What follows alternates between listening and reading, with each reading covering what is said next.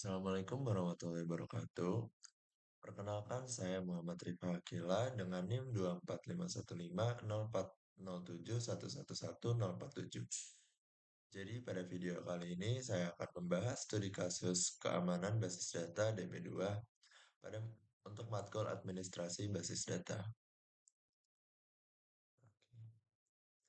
Pertama, pendahuluan. Jadi tujuan utama keamanan basis data ini adalah melindungi data dari akses yang tidak sah dan memastikan integritas dan ketersediaan informasi tetap terjaga. Jadi dalam DB2 ini keamanan diatur melalui beberapa mekanisme, yaitu authentication, authorization, dan privilege and role. Jadi pada simulasi ini akan dibuat sistem sederhana yang membedakan hak akses antara dosen, mahasiswa dalam pengelolaan data akademik. Langkah-langkah untuk proses ini. Yang pertama, kita membuat tabel dan insert. Jadi di sini saya membuat tabel mahasiswa dan juga tabel nilai. Dan insert into mahasiswa dengan tiga data masing-masing dari mahasiswa dan nilai. Lalu persiapan user, role, dan privilege. Oke, jadi di sini ada tiga role. Yang pertama ada role admin, itu memiliki akses penuh untuk melakukan operasi CRUD, create, read, delete, serta mengelola seluruh data. Lalu role dosen, ini dibatasi hanya untuk melihat data mahasiswa dan mengubah nilai saja. Dan yang terakhir, role untuk mahasiswa. Jadi ini hanya diberikan izin untuk menampilkan atau membaca data saja. Nah, lanjut untuk pembuatan usernya, di sini kita masuk ke CentOS. Yang pertama ada kita membuat user bernama admin dan juga password. Lalu user bernama dosen dan juga password untuk dosen, lalu user untuk mahasiswa dan juga password untuk mahasiswa.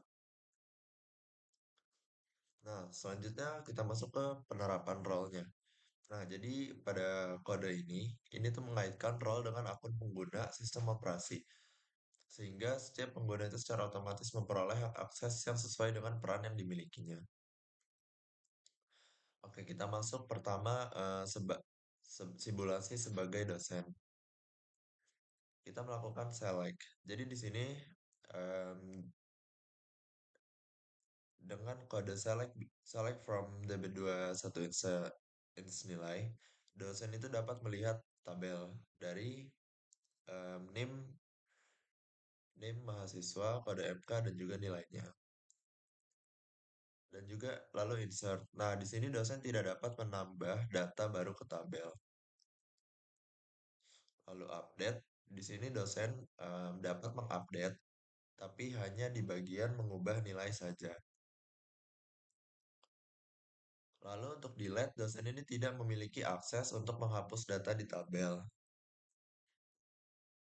Oke, kita masuk ke simulasi sebagai mahasiswa. Nah, di sini select from. Untuk melakukan select, mahasiswa itu bisa melihat tabelnya.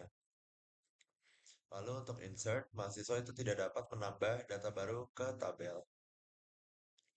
Dan untuk update, mahasiswa tidak dapat mengubah data apapun itu di tabel. Dan juga untuk delete, mahasiswa tidak memiliki akses untuk menghapus data yang ada di tabel.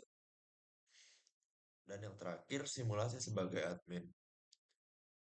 Nah, yang pertama, mulai dari select, admin itu dapat melihat tabel dengan menggunakan perintah select. Lalu untuk insert, admin dapat menambah data baru apapun itu ke dalam tabel mahasiswa. Lalu ada update, admin dapat mengubah data di dalam tabel. Dan yang terakhir delete, admin itu dapat menghapus data apapun itu yang ada di tabel. Oke, jadi em,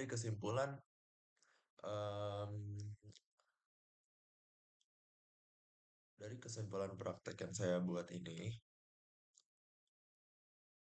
jadi intinya dalam simulasi DB2 ini penerapan role based access control atau RBAC itu memperlihatkan bagaimana pengaturan hak akses dapat dilakukan secara sistematis sesuai dengan tanggung jawab masing-masing pengguna. Jadi di sini terdapat tiga peran utama yaitu admin, dosen, dan mahasiswa. yang memiliki tingkat akses yang berbeda.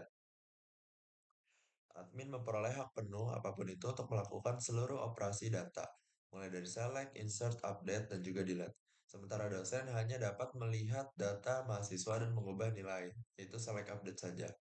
Dan yang terakhir, mahasiswa memiliki akses yang terbatas, yaitu dapat membaca saja atau dapat melihat saja dengan perintah select. Nah, jadi melalui proses login yang terpisah di Beaver, DB2 itu menerapkan pembatasan ini secara ketat. Sehingga setiap upaya menjalankan perintah di luar wewenang akan menghasilkan pesan kesalahan. Penerapan role ini tuh memudahkan pengelolaan hak akses serta menjamin bahwa setiap pengguna itu hanya dapat melakukan tindakan sesuai perannya. Sehingga dari keamanan, integritas, dan ketersediaan data tetap terjaga dengan aman. Mungkin hanya dapat sekian yang saya sampaikan.